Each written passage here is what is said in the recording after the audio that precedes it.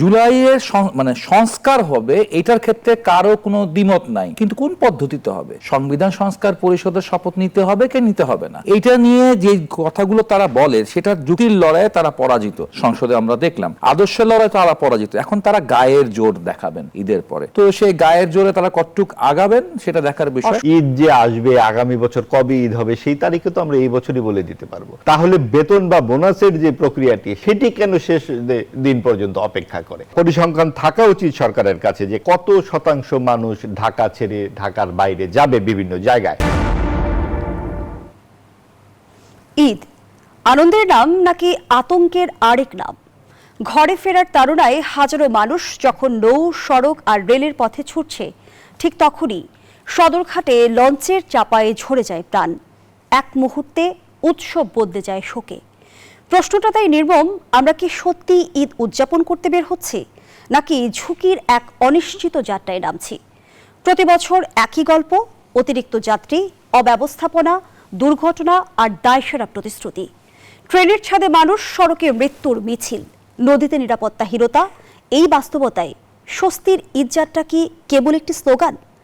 আরেকটা বড় প্রশ্ন, কেন এখনো একটি উৎসবকে ঘিরে মানুষের জীবন এতটা অনিরাপদ?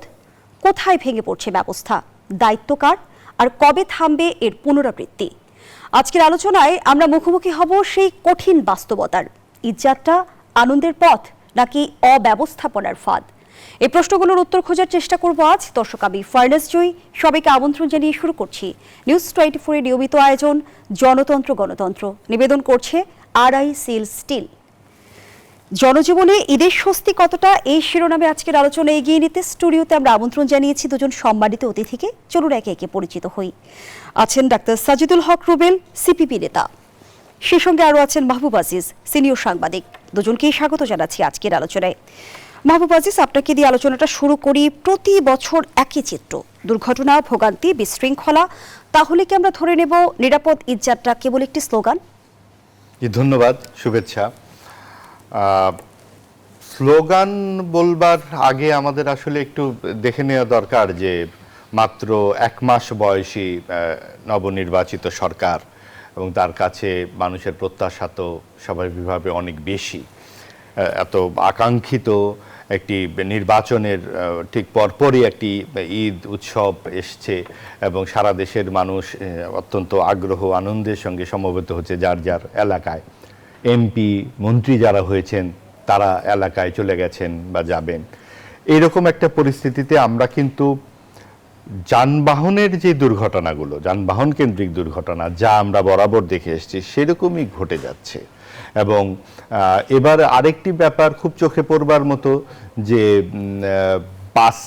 বাসের টিকেটের দ্রব্য মানে মূল্য, যেটা আর কি টিকেটের দাম, তারপর আপনার যাত্রী পরিবহন, সময়সীমা ইত্যাদি নিয়ে সংশ্লিষ্ট মন্ত্রী কিন্তু যথেষ্ট কথাবার্তা বলছেন, সরাসরি কথা বলছেন। এর আগে আওয়ামী লীগ সরকারের আমলে আমরা যেমন সড়ক মন্ত্রীর কথাবার্তা শুনতাম, খুব এক ধরনের মিডিয়া প্রেমী ছিলেন তিনি, এর আগের মন্ত্রী যে রাজনৈতিক সরকার ছিল 15-16 বছর। এবারের মন্ত্রীর মধ্যেও আমরা বেশ কথাবার্তায় আগ্রহটা কিন্তু খেয়াল করছি। এমনও দেখলাম আজকে ভিডিওতে যে তিনি বাস স্ট্যান্ডে পৌঁছে গেছেন এবং তিনি যাত্রীদেরকে জিজ্ঞেস করছেন আপনাদের কি সমস্যা। যাত্রী কেউ কেউ তার একদম মুখের উপরে বলছেন আপনিই সমস্যা, কারণ আপনি আপনার জন্য বাস আধা ঘন্টা দেরি হচ্ছে, 40 মিনিট দেরি হচ্ছে। তারপর যাত্রী সেবা যে যাত্রী কল্যাণ সমিতি আছে ইত্যাদি নানান রকম সমিতি আছে, সেই সমিতি থেকে বলা হয়েছে যে গত 20 বছরের মধ্যে এইবারের মতো এতখানি দাম আগে বাড়েনি। 87% বেড়েছে বলে তাদের অভিমত, যদিও মন্ত্রী এটা মানতে চান না। ভিন্ন কথা বলছেন এবং তিনি বলছেন যে কোথাও কোথাও দাম কমানো হয়েছে। এবং এটা কিন্তু আসলে আমরা যারা সরাসরি মাঠ পর্যায়ের অভিজ্ঞতা আছে সাংবাদিক হিসেবে, আমরা যখন খোঁজখবর নিচ্ছি, আমরা অনেকের কাছে জানতে চাচ্ছি বিভিন্ন জায়গায়, সেটা হয়েছে কি যে তালিকায় যেটা লেখা হয়েছে, ধরেন 200 টাকা বা 300 টাকার টিকিট একটা তালিকা করা হয়েছে, সেখানে কিন্তু বাড়িয়ে লেখা হয়েছে 600 বা 700 টাকা। এই হচ্ছে তার ঠিক থাকা। অর্থাৎ আপনি যা কিছু এর মধ্যে যেই খাত আছে বাড়ানোর খাত, আমরা যদি খুব ভদ্র ভাষায় বলি বাড়ানোর খাত, অথবা অভদ্র ভাষায় বলি চাঁদাবাদী যে সমস্ত খপ্পর আছে সেইগুলা সহ একটা তালিকা করা হয়েছে।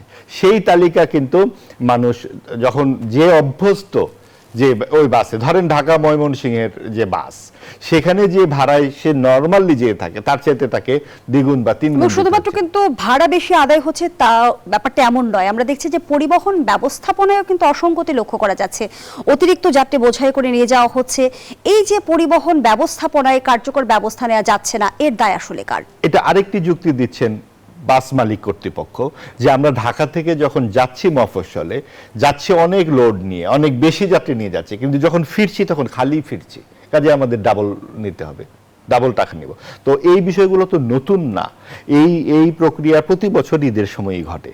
তাহলে এই স্বয়ং মন্ত্রী বাস স্ট্যান্ডে পৌঁছে বা ছদ্মবেশ ধারণ করে তাকে বিভিন্ন জায়গায় যেতে হবে, এই সমস্ত কথাবার্তা তো আসলে অনেক বেশি মিডিয়া মানে বান্ধব কথাবার্তা। এগুলো আমরা সবসময় দেখে আসছি, কোনো মন্ত্রী সবাই এরকম দুই একজন থাকেন যে মিডিয়াতে এই ছদ্মবেশে যাচ্ছি, আমি সরাসরি বলছি, আমাকে ফোন করবেন, সবই যদি তাকে করতে হয় তাহলে আর এই প্রাতিষ্ঠানিক বিভিন্ন বিষয়গুলো থাকবে কেন? আপনার তো একটা সিস্টেম থাকবে, একটা পলিসি থাকবে, সেই পলিসির আওতায় সবকিছু চলবে। ব্যক্তি সেখানে খুব বেশি গুরুত্বপূর্ণ না, উনি ছদ্মবেশ ধারণ করে চলে যাবেন, উনি মধ্যরাতে গিয়ে দেখবেন যে কে কোথায় আছে।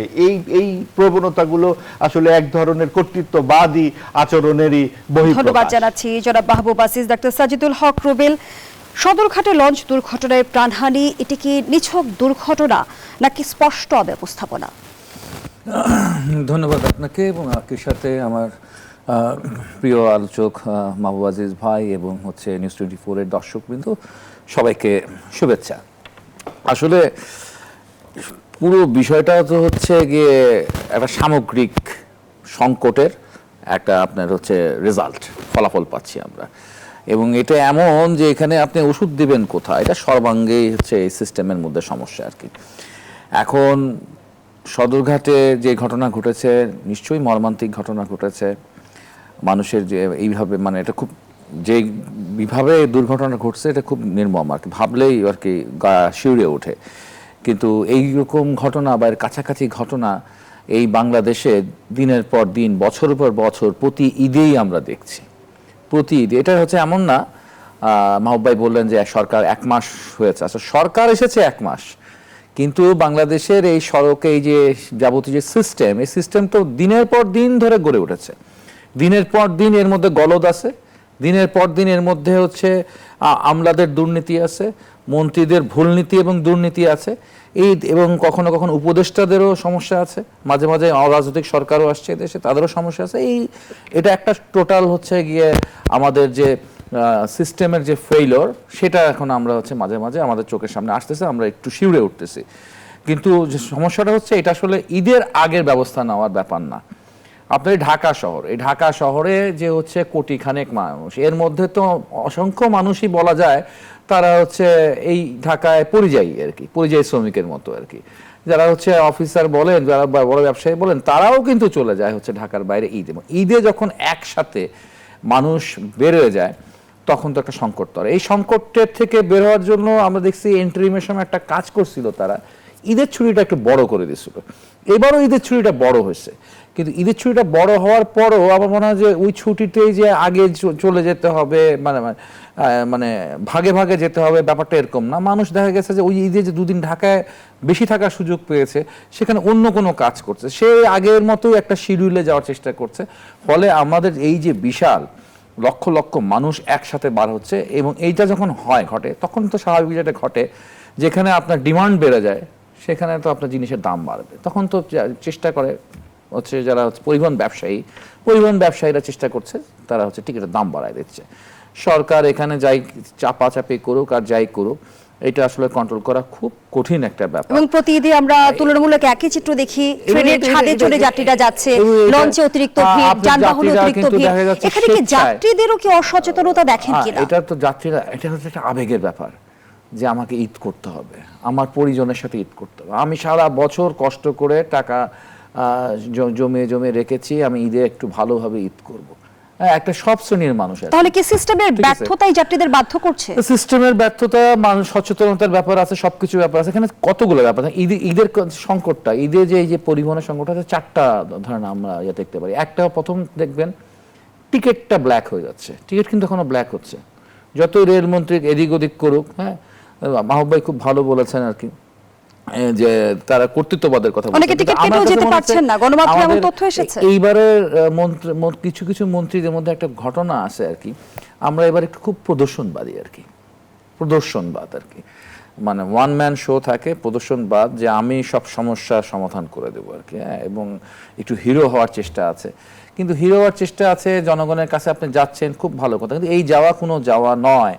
কারণ আপনি একমাত্র ব্যক্তি, ঢাকা শহরের কথা, ঢাকা শহরে 4 থেকে 5টা বাস টার্মিনাল আছে, আপনি একসাথে কয়টা বাস টার্মিনালে আপনি অবস্থান করবেন? আপনি অবস্থান করতে পারবেন না। এরকম সারা দেশে অসংখ্য টার্মিনাল আছে। হচ্ছে বাস টার্মিনালে বাদ দিলে আপনি ধরেন ট্রেনের সংকট আছে, হচ্ছে লঞ্চের সংকট আছে, সড়ক, নৌ, রেল, 3টা জায়গাতে আপনার সংকট, 3টা জায়গাতে আপনার টিকিটের এই হিরোইজম কি আসলে মূল সংকট থেকে দূরে সরিয়ে দিচ্ছে? সংকট থেকে দূরে সরে যাচ্ছে, এবং এখানে এক ধরনের মিডিয়াবাজি হচ্ছে। মিডিয়ার সামনে এসে আমি বক্তব্য দিচ্ছি, সেই বক্তব্য আবার হচ্ছে ইউটিউবে চলে যাচ্ছে, সেখানে ভাইরাল হচ্ছে, অনেক ব্যাপার হচ্ছে। আমাদের সড়ক মন্ত্রী তো আমাদের সাথেই দীর্ঘদিন ধরে আমরা বিভিন্ন টক শোতে, তার সাথে আমিও, মাহবুব ভাই তো অনেক বেশি করার কথা, আমিও অনেক টক শোতে রবি ভাইয়ের সাথে ছিলাম আর কি। তো টক শোতে বসে কথা বলাটা একরকম, ঠিক আছে, কিন্তু যখন দায়িত্বটা পাই, দায়িত্বটা পেলে কঠিন। তবে আমি তাদেরকে বলতে চাই না, যারা মাত্র 1 মাস হয়েছে, এখনো মানে তাদের ইন্টার্নি পিরিয়ড যায় না, আমি হানিমুন পিরিয়ড বলবো না, আমি বলি ইন ট্রেনিং পিরিয়ডই চলতেছে তাদের এখনো। তাদের অনেক ভুল হবে, অ্যারোর অ্যান্ড ট্রায়ালের মধ্য দিয়ে আমি এখনো প্রত্যাশা করি যে তারা আস্তে আস্তে তাদের ভুলটা কাটায় উঠবে, এবং এটা সারা বছরের একটা ব্যাপার, এটা সারা বছরের পরিকল্পনা, পরিকল্পনা। প্রতি বছর আমরা একই সমস্যা দেখি, সমস্যা চিহ্নিত, তারপর স্থায়ী সমাধান আমরা কেন পাই না? সমস্যা আসলে চিহ্নিত যে যার মতো করে। এইবারের যে ধরুন যে সমস্যাগুলো আমরা জানি, অনেকেই, সরকারও যে জানে না তা নয়, কিন্তু চিহ্নিত কি আসলে করা হয়েছে? যেমন ধরুন যে গার্মেন্টসের বেতন এবং বোনাস নিয়ে যে সমস্যাটা প্রতি বছর হয়, এবারও তো হয়েছে। একদম শেষ মুহূর্ত পর্যন্ত তাদের বেতন বোনাস নিয়ে বাহাস চলতেই থাকে, তাদেরকে দেওয়া হয় না, তারা নানান রকম আন্দোলন সংগ্রাম করে, এরকম কিন্তু একটা দোনামোনা অবস্থা যাচ্ছে। এবং সেই কারণে এই যে 7 দিনের যে ছুটিটা হলো, সরকারি বড় একটা ছুটি, সেই ছুটির সুফল কিন্তু গার্মেন্টসের শ্রমিকরা পায় না। তো এটা যেমন একটা সমস্যা। ঈদ তো আর হঠাৎ করে আসে না, ঈদ যে আসবে, আগামী বছর কবে ঈদ হবে সেই তারিখে তো আমরা এই বছরই বলে দিতে পারবো। তাহলে বেতন বা বোনাসের যে প্রক্রিয়াটি, সেটি কেন শেষ দিন পর্যন্ত অপেক্ষা করে? এবং ওই জায়গাতে আপনি দেখুন যে একটা তো পরিসংখ্যান থাকা উচিত সরকারের কাছে, যে কত শতাংশ মানুষ ঢাকা ছেড়ে ঢাকার বাইরে যাবে বিভিন্ন জায়গায়, সেটা সিম থেকে হতে পারে, নানানভাবেই একটা পরিসংখ্যান থাকতে পারে। তাহলে কতগুলো বাস যায়, সেটা একটা সাধারণ একটা সরল অঙ্ক করলে কিন্তু বেরিয়ে আসতে এতগুলো বাস আমাদের আছে কিনা, না থাকলে কতগুলো ট্রিপ দিতে হয়, এরকম একটা কোনো পরিসংখ্যান আপনি পাবেন না কোথাও। আপনি খালি শুনবেন যে আমি গিয়েছিলাম, আমাকে ফোন করতে হবে। এই সমস্ত মন্ত্রীরা যখন এই কথাগুলো বলেন, তাহলে আর একটা সরকার থাকার দরকার কি? সরকার মানে হচ্ছে একটা সিস্টেম, এটা কোনো দলেরও না, দেশের সরকার। তো আমাদের যখন এইরকম একটা বড় উৎসব থাকবে, কিংবা নিয়মিতই যানবাহনের যে চলাচল, আপনি সেখানেও কি ব্যবস্থা ঠিক মতো আছে? আপনি মহাসড়কে যে পুলিশি টহল থাকবার কথা, আপনি কয়টা মহাসড়কে পুলিশি টহল দেখেন? আপনি ঢাকা চট্টগ্রামের কথা ধরুন, ঢাকা ময়মনসিংহের কথা ধরুন, বা ঢাকা থেকে চারদিকে যে বেরোয়ার রাস্তাগুলো, কোথায় আপনি পুলিশি টহল দেখছেন এখন? আপনি যে নেত্রকোনার পথে একটা মর্মান্তিক দুর্ঘটনা ঘটলো, মাইক্রোবাসে একটা পরিবারের 4 জন মারা গেল, এইটার মানে দুর্ঘটনায় কারো হাত নেই, কিন্তু অবহেলা তো আছে। এই সরকারি অবহেলা, এখন শুধুমাত্র সরকার বলতে পারে আমি তো মাত্র দায়িত্বে এসেছি, আমি তো এখনো সবকিছু বুঝে উঠতে পারি না, কিন্তু আপনার মানুষের জীবন কিন্তু সবচেয়ে গুরুত্বপূর্ণ। যে পুলিশি শৃঙ্খলা ভেঙে পড়েছিল অন্তর্বর্তীকালীন সরকারের আমলে, সেই পুলিশি শৃঙ্খলা অনেকখানি ফেরত এসেছে, কিন্তু সেটাকে সক্রিয় করে আপনার মানুষের জীবনের নিরাপত্তার কাজে সবচেয়ে বেশি সাজিদুল হক রুবেল, দুর্ঘটনার দায় কি রাষ্ট্র কোনোভাবে এড়াতে পারে? নিশ্চয়ই না। প্রত্যেকটি জীবনের দায় রাষ্ট্রকে নিতে হবে। বিশেষ করে আমরা তো এই রাষ্ট্রকে দেখতে চাই গণতান্ত্রিক রাষ্ট্র, এবং এই সরকারকে দেখতে চাই গণতান্ত্রিক সরকার। গণতান্ত্রিক সরকারকে এবং এই একটি মানবিক রাষ্ট্র যদি আমরা বিনির্মাণ করতে চাই, তাহলে এই প্রত্যেকটি মৃত্যুর দায় আমাদেরকে নিতে হবে এবং আমাদের এই মানে প্রতিনিয়ত কাজ করতে হবে, প্রতিনিয়ত কাজ করতে হবে। সড়কের দুর্ঘটনা থেকে বলেন, যা যা বিষয়গুলো রয়েছে সেগুলোর ব্যাপারে আমাদের হচ্ছে প্রতিদিনই কাজ করতে হবে। এবং মাহবুব আজিজ যেমনটি মানে বলছিলেন ঈদ যে হচ্ছে 1 বছর 2 মাস পরে আরেকটা ঈদ আছে, ঈদ আছে 1 বছর পরে আরেকটা ঈদ। এবং ভাই খুব ভালো কথা এবং মাহবুব বলেছেন। আজিজ যেমনটি বলছিল যে প্রতি বছর আমরা একই চিত্র দেখি যে শ্রমিকদের বেতন বোনাস পাওয়া নিয়ে এক ধরনের অনিশ্চয়তা তৈরি হয়। সেটি কি অর্থনৈতিক সমস্যা নাকি নৈতিক ব্যর্থতা? আমি প্রশ্নটি রাখছি আপনার কাছে, বিরতি থেকে ফিরে এসে উত্তর নেব। দর্শক, জনতন্ত্র গণতন্ত্রের এই পর্যায়ে একটা বিরতি নিচ্ছে, সাথেই থাকুন। আবারও আমন্ত্রণ, দেখছেন নিউজ 24 নিয়মিত আয়োজন জনতন্ত্র গণতন্ত্র, নিবেদন করছে আড়াইসিল স্টিল। আমরা আবারও ফিরছি আলোচনায়।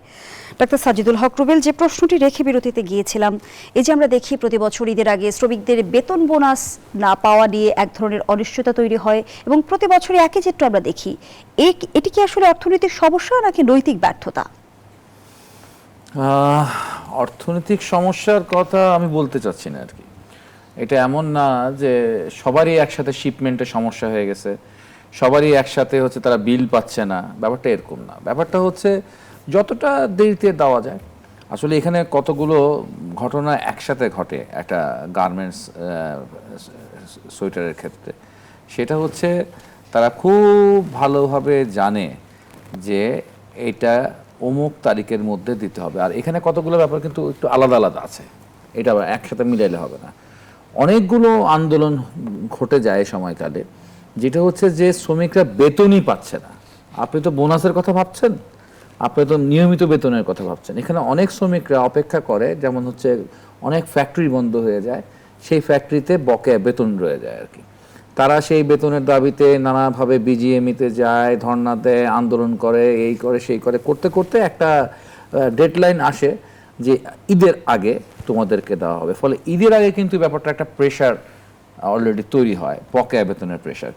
এটা হচ্ছে মানে কিছু কিছু ক্ষেত্রে 50% ধরেন হচ্ছে ইদানিং এটা তারা দিচ্ছে, কিছু কিছু ক্ষেত্রে 50% আবার এটা ডিফার করে দিচ্ছে আফটার ঈদ।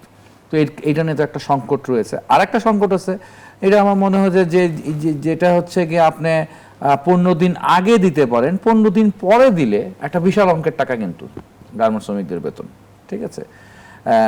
কোথাও কোথাও এটা হচ্ছে 5 কোটি 10 কোটি টাকাও হয় ফ্যাক্টরি বেসিসে। তো এই 10 কোটি টাকাটা তারা 5 দিন পরে, 1 সপ্তাহ পরে দিচ্ছে, 1 সপ্তাহ পরে তারা ছাড়ছে। তো আমার কাছে মনে হয় যে ছোটোখাটো লাভ, ছোটোখাটো সুদ, এটাও মনে হয় তাদের দরকার আছে। ছোটোখাটো মুনাফাটাও যেন তারা ছাড়তে চায় না। যত দেরিতে পারা যায়, যত ধীরে ধীরে বা যত স্লো পারা যায় তাদেরকে দেওয়া হচ্ছে। যদিও এখন নানা রকম চাপটাপ সৃষ্টি করে যেটা করা হয়েছে, যে এককালে যখন হচ্ছে 80-র দশকে বা 90 দশকে আমরা দেখছি, সেটা হচ্ছে যে ফ্যাক্টরি থেকে বেতন দেওয়া হতো। এখন ফ্যাক্টরি থেকে বেতন দেওয়া হচ্ছে না, এখন বিভিন্ন ব্যাংকের থেকে হচ্ছে তারা হচ্ছে ডাচ বাংলা ব্যাংক বা বিভিন্ন ব্যাংকের থেকে তারা হচ্ছে এটিএম বুথ কার্ডের মাধ্যমে টাকা তুলছে আর কি। এবং এতে সহজ হওয়ার কথা, এতে তাড়াতাড়ি ডিসপাস হওয়ার কথা বেতন, কিন্তু তারপরেও যে ছাড়টাই দেয়, অ্যাকাউন্টে টাকাটা দেয়ই হচ্ছে তারা যতটা সম্ভব দেরিতে পারা যায়। এবং এটার কারণে দেখা যাচ্ছে যে এইখানে যে হচ্ছে দেরিটা হচ্ছে, সেই দেরিটা সে যোগ হয়। কারণ ঢাকা শহরে মানুষের একটা বড় অংশের মানুষই হচ্ছে আমাদের গার্মেন্টস শ্রমিক, যারা হচ্ছে এই রেলপথ, নৌপথ, সড়কপথ ব্যবহার করে বাড়িতে যাচ্ছে। এটা একটা ব্যাপার হয়ে থাকে। আর একটা হচ্ছে এটা খুব কষ্টের ব্যাপার হয় যে এই ঢাকা শহরের থেকে প্রতি বছরই প্রচুর গার্মেন্টস শ্রমিক তারা চোখের পানি ফেলতে ফেলতে বাড়িতে যায়, চোখের পানি ফেলতে ফেলতে বাড়িতে যায়। অনেকেই হচ্ছে গিয়ে ছেড়ে দেয়, আচ্ছা ঠিক আছে আমার বেসিকটা নিয়ে গেলাম, বা আমার হচ্ছে দৈনিক হাজিরার টাকাটা নিয়ে গেলাম, বোনাসটা নিলাম না, মূল বেতনটা নিলাম না। মূল বেতনটা বলে ঈদের পরে এসে নিতে আর কি, চাকরি বাঁচানোর জন্য করে। আর এখানে তো এখন তো গার্মেন্টস শ্রমিকদের কথা বলা খুব কঠিন, কারণ এখানে ফিঙ্গারের ব্যবস্থা আছে। যদি কেউ কোথাও আন্দোলন করতে যায়, তো তার হচ্ছে ওই এনআইডি ধরে তাকে পুরো ব্ল্যাক লিস্টে ফালায় দেয় বিজিএমই।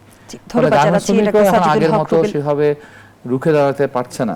ধন্যবাদ জানাচ্ছি মাহবুব আজিজ। যে গার্মেন্টস শ্রমিকরা সারা বছর অক্লান্ত পরিশ্রম করে অর্থনীতি সচল রাখে, তাদের ঈদ কেন অনিশ্চয়তায় কাটে? দেখুন, যে আমাদের 3টি ক্ষেত্র, একটা হচ্ছে শ্রমিকের যে ক্ষেত্র, কৃষিক্ষেত্র এবং রেমিটেন্স, এই যে আমাদের অর্থনৈতিক মেরুদণ্ডটাকে শক্তিশালী রাখে, সেই ক্ষেত্রে কিন্তু সরকারের সরাসরি কিছু পদক্ষেপ স্পষ্ট হওয়া দরকার।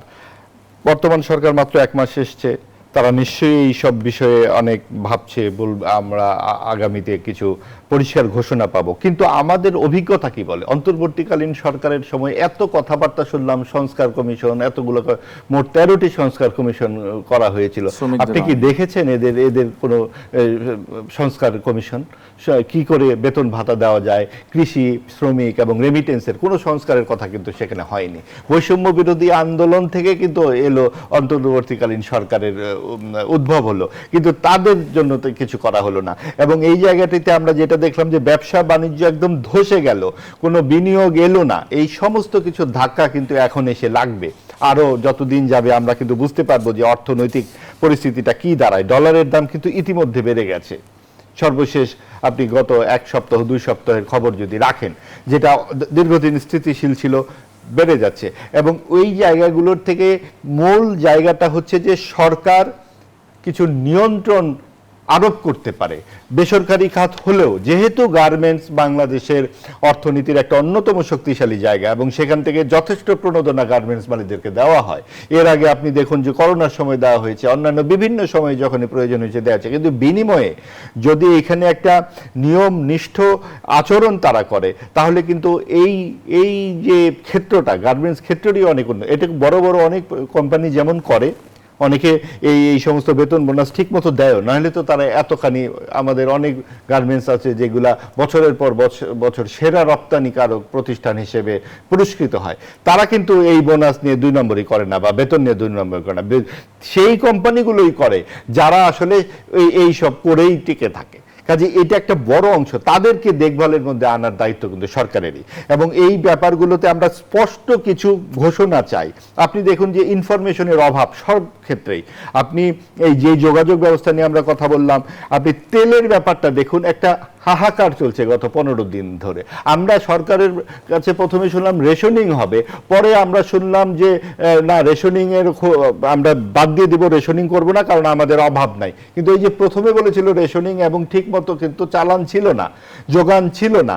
যোগান না থাকার কারণে আপনি গতকাল রাত পর্যন্ত কিন্তু তেল নিয়ে ঢাকায় একটা দুর্ভোগের চিত্র আমরা দেখেছি, প্রচুর দুর্ভোগের চিত্র, মারামারি, এমনকি নিহতের ঘটনা পর্যন্ত ঘটেছে তেল আনতে গিয়ে ঝিনাইদহে ঘটেছে।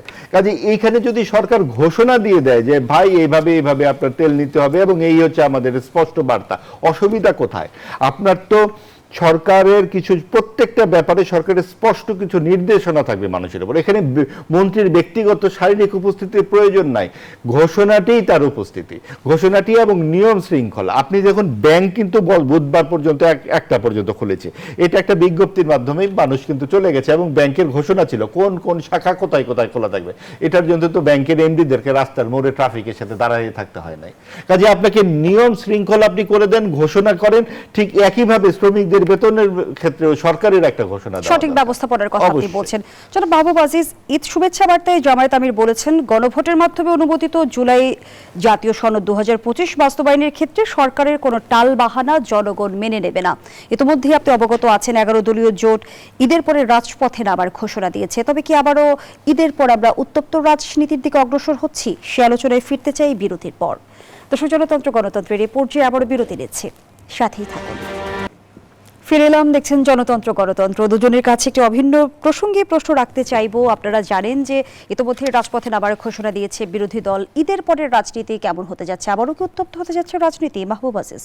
জি দেখুন, 29 মার্চ শুরু হচ্ছে আবার সংসদ অধিবেশন এবং স্বাভাবিকভাবেই মূল বিতর্কের জায়গাগুলো তো কেবল উত্থাপিত হবে তখন, যেটা আমরা 2 দিনের যে 12 এবং 13 মার্চে আমরা দেখলাম।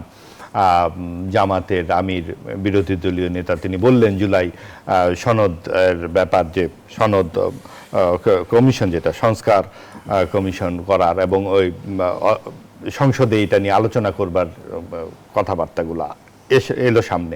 সালাউদ্দিন আহমেদ যখন এটার উত্তর দিলেন, যে বিভিন্ন ধরনের বিধিবিধান সহ উত্তর দিলেন, এই ব্যাপারে কিন্তু জামাতের কোনো নেতার কাছ থেকে আমরা সেইভাবে কোনো উত্তর পাইনি আসলে। অর্থাৎ তাদের কাছে ওই উত্তরগুলো নেই, যে যেই সালাউদ্দিন আহমেদের যুক্তি সেই খণ্ডন করবার মতো সেই রকম আমরা কোনো শক্তি সামর্থ্য দেখলাম না। যখন আপনি শক্তি সামর্থ্যের অনুপস্থিত থাকবে তখনই কিন্তু সেটা রাজপথে চলে যাওয়ার একটা সম্ভাবনা।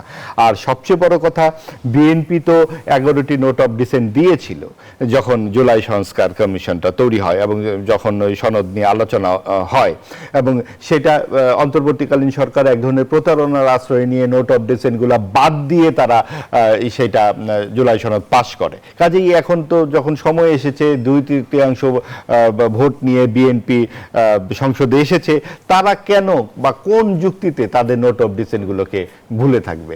কাজেই এটা তো অবান্তর কথা। এবং আরো একটি কথা হচ্ছে, যেটা সালাউদ্দিন আহমেদ অনেকভাবে বলেছেন, এটা আমি আর পুনরুক্তি করতে চাচ্ছি না এখানে, কিন্তু আমার কথা হচ্ছে যে ছোট্ট করে যদি বলি যে সময় যেহেতু কম, গণভোটের কথাটাই যদি ধরুন, 3 কোটি লোক না ভোট দিয়েছে এবং 6 কোটি লোক ভোট দিতে যায়নি, অনুপস্থিত ছিল।